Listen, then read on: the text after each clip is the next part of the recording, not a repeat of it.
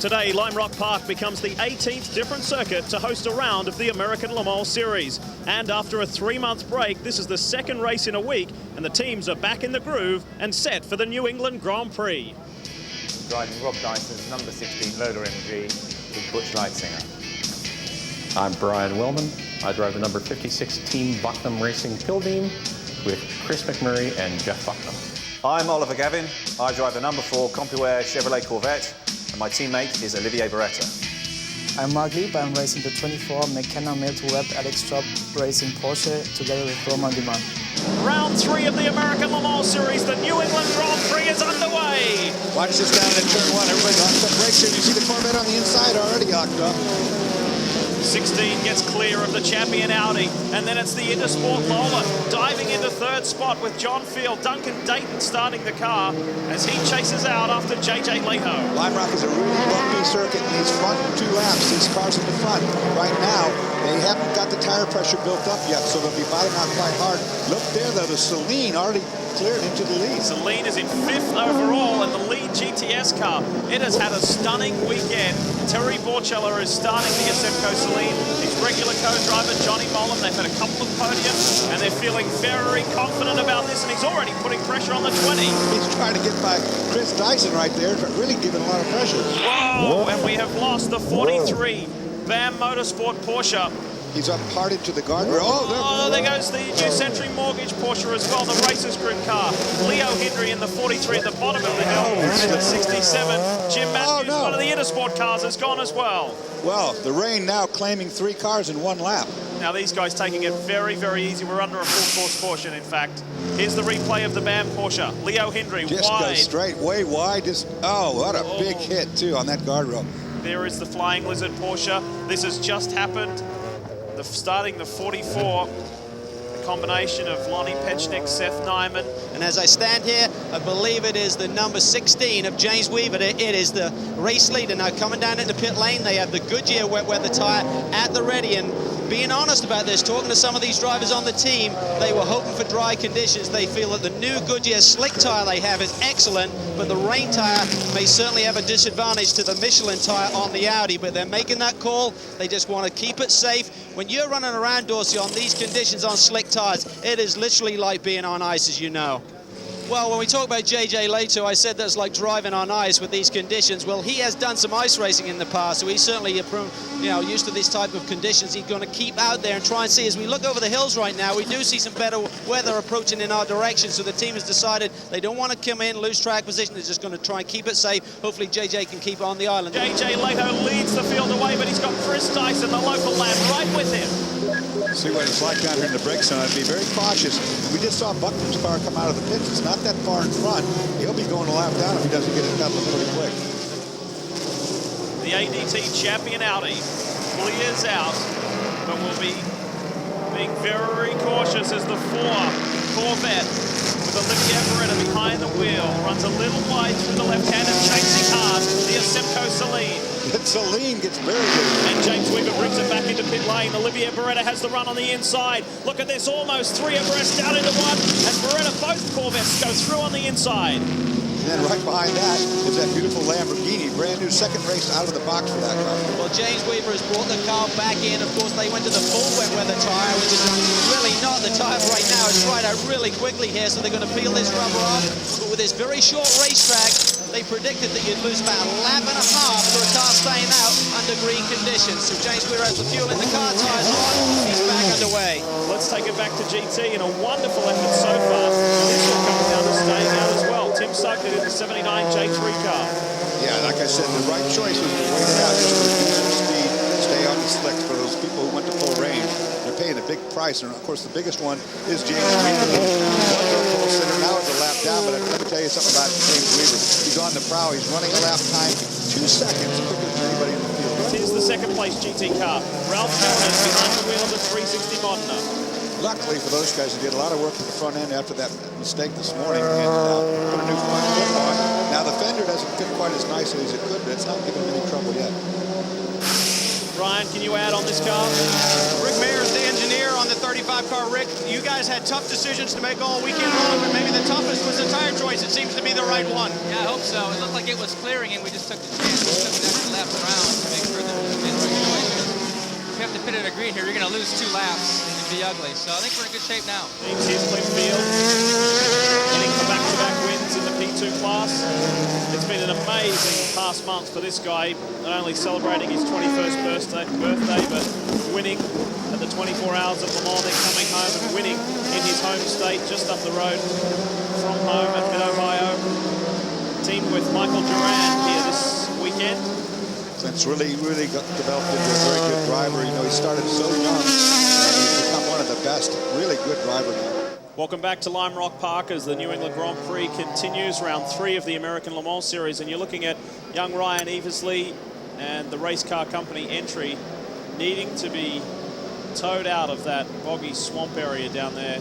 The way it stands at the moment, JJ Lehto leads by a lap over Chris Dyson, and Chris has brought the Dyson Lola into pit lane right in front of the GTS leading car with Olivia Beretta. Dyson is in, driver change, Andy Wallace standing by. Well, you're not going to believe this. What's happened while we were looking there is that the pace car is going to bring the field down to take the green, and the champion Audi never did pit. So now he's going to have to do that. Here he comes, straight in, straight away. He did have a 1-lap buffer though. Oh, here comes the Dyson boys. Well, this was a huge mistake.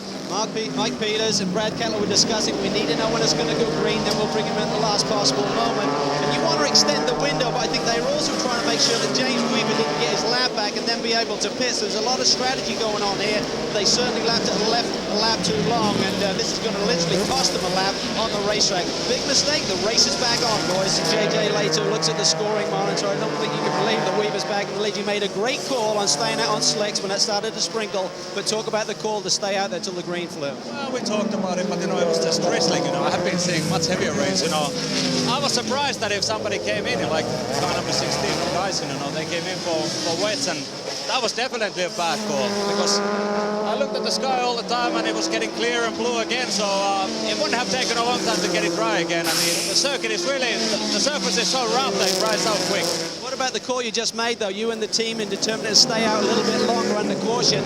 Weaver immediately got the lap back. Minimum time for the driver is 45 minutes, and I think that we were very close for that. So I think that's why we have to stay out for a little bit longer. And okay, it just started to get green lap, so we didn't really lose everything, but you know, we lost a little bit too much. Drama down in turn 1 as well for the Lamborghini Murcielago.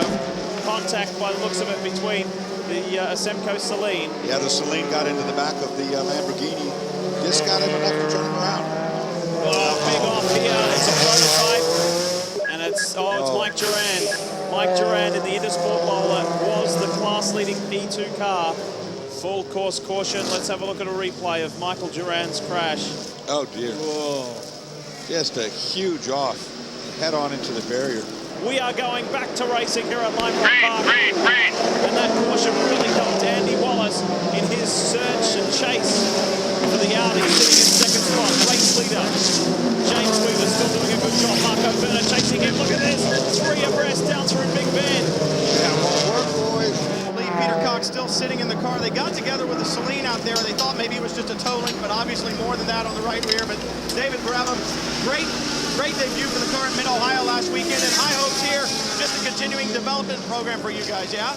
Oh yeah, definitely. I mean, obviously it's a new program, new car, and really this is just testing for us. So we need to keep it going as much as we can so we can learn as much about the car. Well, unfortunately, it's bad news to the 37 car. Duncan Dayton brought the car in. It's a slow pit stop. They turned it over to John Field. But Duncan, what is the problem with the car today? The paddle shift isn't working. We got it locked in a third gear. Sometimes it gets selected, sometimes it can't. We've got a manual shifter in the car too, but it's something the paddle shift screwed that up, and so we're locked in third gear, so we're gonna have to take a look at the gearbox. Well, I just checked in with the Dyson Racing team, and they are within about 2 laps of being able to do it on one more stop, and they have about 15 laps worth of fuel in the tank, so they're in good shape there. They'll be able to do the rest of this race on just one more stop. The question will be when they stop. I do believe, just because of the pace that James has been running, he'll need to change all 4 tires, which will certainly be costly in terms of how long he is on pit lane.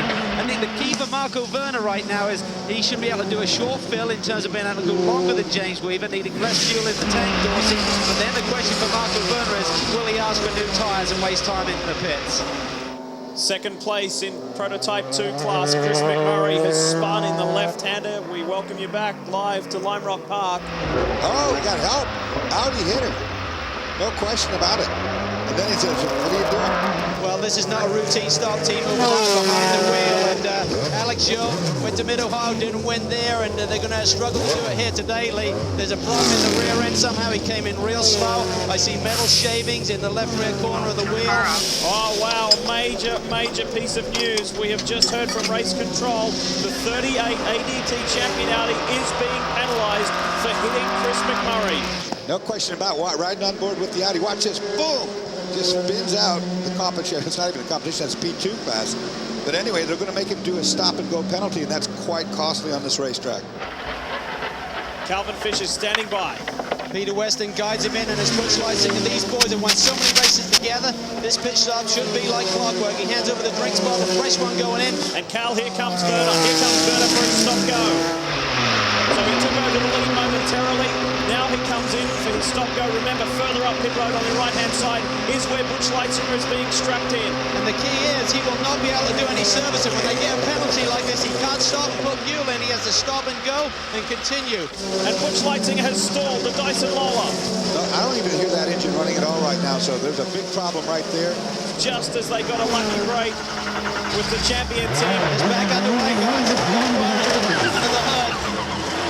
It is the might of Germany with the Florida-based ADT champion Audi team up against the tiny team from Poughkeepsie, New York. Champion versus Dyson. And troubles continue. The Team Buckingham Racing right rear suspension problems. Is a replay. This may tell us more. It's already happened. And Chris McMurray has come to a stop now. And they are going to put out the full course yellow to get him out. Since we were in commercial break, lots happened in pit lane. Update us, Cal. Well, the champion Audi was in Marco Werner fuel only, and then he was underway with no fresh tyres. But the big drama down here, the number 20 and Andy Wallace. He came in and said there was a problem with the paddle shift, and now he's having a similar problem. So Butch Leitzinger just getting this AER engine fired back up. Guess who leads GT as we see Andy Wallace exit pit lane. The Ferrari is there. Ralph Kellener's after taking over from Anthony Lazzaro in front in GT. The birthday boy from yesterday, Mark Lieb, after his teammate Romar Dumas put it on pole for the first time in his career. They're up to second. And Darren Law for Flying Lizard Motorsport. He is in third after taking over from Johannes van Overbeek. Back to green, and Werner, just look at that. That paints the picture so well. Werner has just bolted, and there is a gaggle of GT cars all scrapping amongst each other, while Butch Leitzinger is going to try and fight his way through there. GTS, it's hot at the moment. Look at this, the 4 on the inside. Olivier Beretta has got Ron Fellows. Now Fellows tries to come back. The team cars scrapping and going hard at it. And due to the way that the cautions fell at Mid-Ohio, this battle was diluted. They went some 50-odd seconds down the 4 car and never really could get up there and mix it with the sister car. And Ronnie and Johnny got their second consecutive victory. But for the reigning champions, they've got to do it a little tougher today because Gavin and Beretta are now in the lead. What you have to understand about this team while you watch the view from Ron Fellows' car, there is a directive in this team that they must not contact each other. His teammates here, Ollie Gavin. Ollie, you've been in catch-up mode all day. Explain how you got behind the 3 car. Yeah, well, it's a bit unfortunate, but it just so happened that when the safety car came out for the time before this last one, it caught us out, and it was in between me and the 3 cars, so we ended up going a lap, almost a lap down. So, yeah, like you say, we've been pushing really, really hard, and Olivier just got past Ron, just coming to turn 1 here. That's fantastic. I just want to say hi to my mum. She's getting better, and it's getting better. We mentioned earlier his mother came down with an ailment while she was here to see him race for the first time in 3 or 4 years. She was in hospital, now she's at a friend's house and feeling much better. And a win would certainly make everything feel better, I think. It's Dyson versus champion. The lead car is in fact the last car in that group right there. Andy Wallace is on the right of your screen. He is not on the same lap as race leader Marco Werner. And Werner is getting incredibly frustrated not being able to get by Andy Wallace because it's allowing Butch Leitzinger, the other Dyson car, to catch up. Oh. The Vanderstuhr car's crashed. Well, that's been crashing all day. It just finally hit something. But that's going to bring out a full course caution because it's underneath the tire wall. You see the tires on that. Slammed me into the wall, man.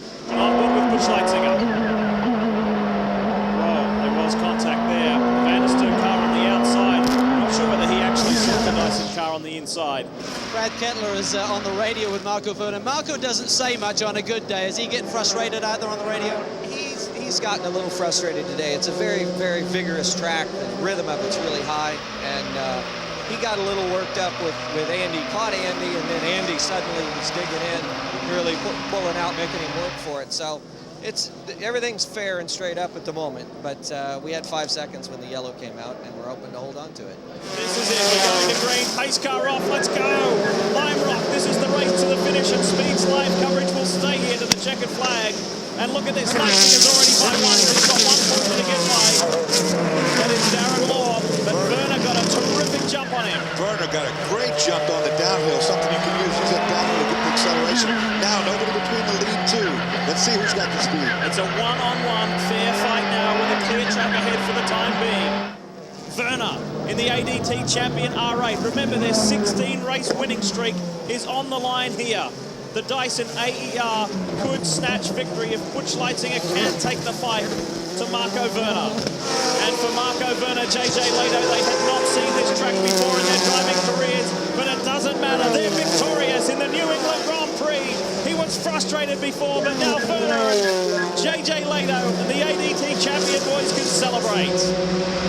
In GTS, it will be the first victory of the year as far as ALMS competition for the four. Oliver Gavin and Olivier Beretta victorious in the GTS Corvette. Man. Good And our GT class winning car, the first time ever. Lazzaro and Kellners have not stood on the top spot in ALMS, nor has the Risi Ferrari, and it breaks that incredible winning streak of Porsche. You have to look back to 2001, the Petit Le Mans Road Atlanta with BMW. Nice job, Ralph. Nice job. Take the long way home, Ralph. Take the long way home. Breaks the Porsche dominance. Okay, congratulations. That's a great thing for that team. They worked so hard. Fine. And Lazzaro says finally. And we also must not forget the Miracle Motorsports team of James Gouet and Ian James. They win the P2 class. It was a fantastic battle. JJ Lehto and Marco Werner coming out on top eventually. And Marco, I'm not sure if you've driven on this type of bullring racetrack before. Traffic was really getting you frustrated there for a while. Yeah, that was a big problem. But only the first thing was to the tires in the yellow laps. That was a little bit difficult, but I think was everything fine. I can start very nice after the green flag, and that was important. But the key for the race, I think, was in the beginning from JJ. What a tremendous job. You guys didn't have the luck you wanted at Sebring, but you tasted the champagne in Le Mans. You're back in the championship now, guys. Yes, you're right. I mean, Oli did a fantastic job, because when we pit on the second yellow, we have lost 1 lap. So the only solution was to push, and he did a great job on the traffic. He was fast, and when I take the car, I try to do the same.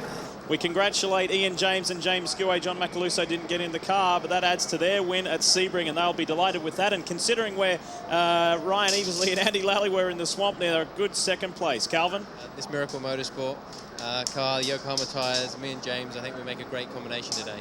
Big thank you to John Macaluso also, owns this team, runs it. And let's say hi to Gabby and Ethan, I forgot last time. Well, Ralph Kellner started the Ferrari, he ends in the Ferrari, and the other thing, you end the Porsche winning streak in the GT class. Ralph, it looks like you guys have finally found the legs underneath this Ferrari. Yeah, I guess it's about time that we start winning. We've been trying for a long time, and it looks like for the last couple of races, the luck was not on our side, but finally we got some luck, and I'm looking forward to the season. I think we're going to have some great fights with the Porsches, yeah.